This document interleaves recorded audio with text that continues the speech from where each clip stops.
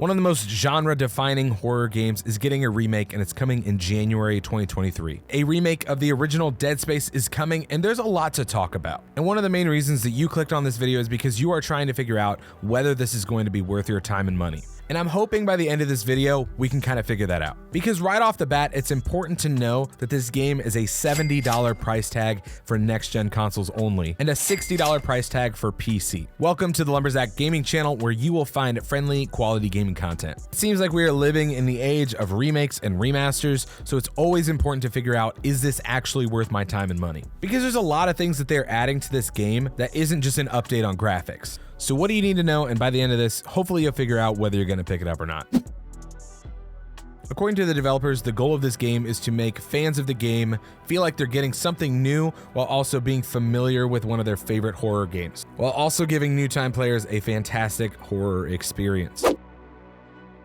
One of the things the team has done here is expanded the story and added a lot more depth to the actual experience of the game. One of the big changes here is that in the first game, Isaac doesn't really learn much about the Church of Unitology until the very end. However, they've added in things into the game towards the beginning and some sort of link between Isaac and the Church of Unitology so that it continues to unfold throughout the entirety of the game. Honestly, I think that this makes a lot of sense, especially since this is something that would have been really common, and he doesn't just get surprised by it by the end. They've also went in and revamped a lot of the audio logs in the game. They are now augmented reality, so you have like these ghost-like figures that are walking around you, which the team said that they hope this makes people feel like they're literally in like a dead space. These people are dead and they're walking around you and you're watching all of their memories. Not only that, but even just watching from some of the trailers, it feels like the NPCs have a little bit more life to them, and they're even adding side quests in that are going to correlate with some of these audio and AR logs. So when you're looking for new content, it's definitely there. I actually think this is a really cool way to expand the story without really changing the story. It's also important to note that they have gone through and they have actually made Isaac Clarke a voiced protagonist. While I like the sense of being alone in this game, I also really appreciate a good story, and sometimes having a protagonist that doesn't speak becomes kind of a difficult hurdle for me to really immerse myself in the story, and it seems like they've done a good job with this. While the team is sticking true to the story, it seems like the weapons in this game are getting a pretty decent overhaul. However, they wanted to make sure that everybody knew that the plasma cutter has not really been touched. That was like a non-negotiable for people that were playing this game, as they didn't want the plasma cutter touched because it's such a staple for this game. However, we'll talk a little bit more about this here in a second, the plasma cutter has been redesigned from the ground up. Actually, everything has been redesigned from the ground up. So while it's still going to feel and function the same, it is getting updated graphics, but it should still feel like the same weapon. However, where it does differ is they've added new upgrades that are going to allow you to use the plasma cutter in different ways. So you have the traditional style plasma cutter, but you can also tweak it to make it work a little bit different for you. I imagine veterans to the game that want to feel the same are going to use it in the same way, while new players might enjoy the versatility of using these upgrades with the plasma cutter. When it comes to all the other weapons though, almost all of them have been at least rebalanced, and some of them have really been overhauled. It seems like the goal here was trying to use these weapons and these upgrades to give you more tools for crowd control and just a little bit different style play, so you can kind of trap necromorphs and things into whatever kind of setup you're running. Again, pretty different enough, but also has a lot of that same nostalgic feel from almost 15 years ago. Personally, I like the new upgrades. I think that that's a smart idea on their end. Again, because you're trying to justify selling this for $70 and having people buy it. So when it comes to weapons, I think I'm on board with how they're handling this. Obviously, this one seems like a no-brainer, but every single graphic has been updated.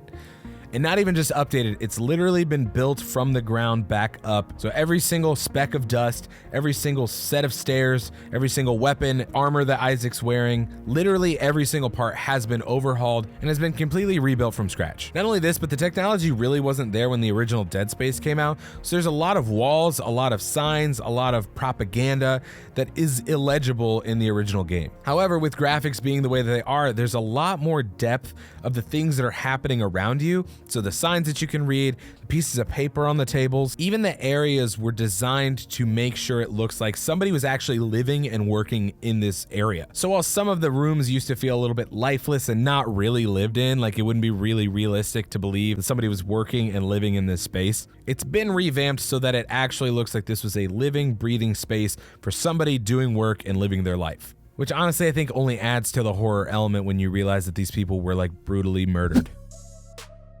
To me, there's three big factors of this game being worth the money. Number one, the new content. So I think with the expanded story, the weapons upgrades, that's one pillar of it. These other two things are really important, and I think if they're actually done well, will get me to say yes, I think this is worth it, with maybe some stipulations. And the next one is the new dismemberment and peeling system. So with the updated graphics, the layers, they literally have built things down from flesh to bone to marrow to literally every part of the enemy. And in doing so, they've created a system where as you're shooting these enemies, these parts of them begin to peel away. And it looks really disgusting, but that's kind of the point of the horror game. Honestly, if you take a look at it, it is actually really quite impressive how it looks, because you just want to get this sense that you're literally peeling away the enemy. So with what we have there, I think that I'm going to say a thumbs up on that new aspect of the game.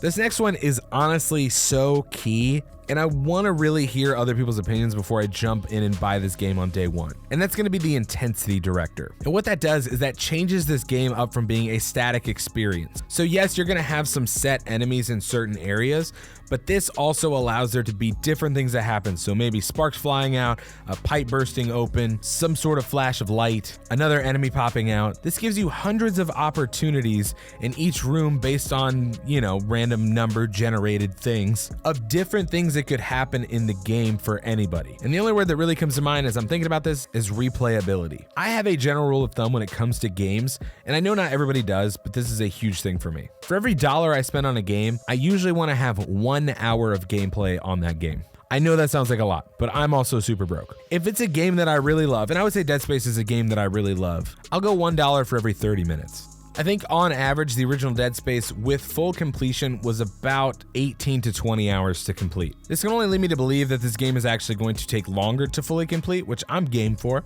But if there's a chance that things can be randomized and more things can happen that are random, I could see myself playing through this multiple times. But if every jump scare is pre-planned and no differentiation between it, it kind of takes you out of the game and it makes it really difficult to replay. So if this is done well, which I think it really could be, then I think this is going to increase the chance for replayability and just overall create a better experience for the gamer. Now, obviously we've already talked about this, but this is really the icing on the cake, is the fact that the cost of this game is $70 on a next-gen only experience and a $60 price tag for PC. Which again actually makes me really upset that you're getting the same experience on a PC that you're getting on a next-gen console, at least at launch. Why is the cost of this game more for next-gen consoles than it is for PC? Now, I'm a PC gamer, I don't own next-gen consoles, so really I'm complaining on behalf of other people. I get that the cost of new games is going up, makes sense, we've got inflation, the economy is the economy, so a price increase is fine. Not really, but it's fine. But I don't understand why the price is different between the two. If you know the answer to that and I'm just overlooking it, please let me know in the comments so that I can better understand. But at the end of the day, you have to ask yourself this question: is this worth a $70 price tag for me? I would say if you're new to this game, yes, absolutely. This is a great experience, and with all of these added things, I think it's gonna be totally worth it for you. If you are a diehard fan of Dead Space, again, I think you're gonna realize that this is gonna be absolutely worth it for you. If you played this game back around 2008 and you weren't crazy about it, and maybe you're thinking about trying it again now that it's been remade, I don't know. I might hold off on that one for a minute. But from everything that I've seen, I actually think this is going to be a great remake. And it has been 15 years. 15 years is a decent amount of time, especially when we look at things like The Last of Us and the fact that their remake only came about 10 years later. I would say 15 makes it more worth a remake. I try to stick with the facts just as much as possible. However, I do want to include my opinion in there. If you're trying to figure out if this game is worth it for you, let me know in the comments what you're thinking, if there's aspects that you think that I missed. But overall, I think it's going to be a great experience. I'm actually really looking forward to playing it. For the original video where I go a little bit more in depth of everything that the new game has to offer, go ahead and click on this video and I'll see you over there.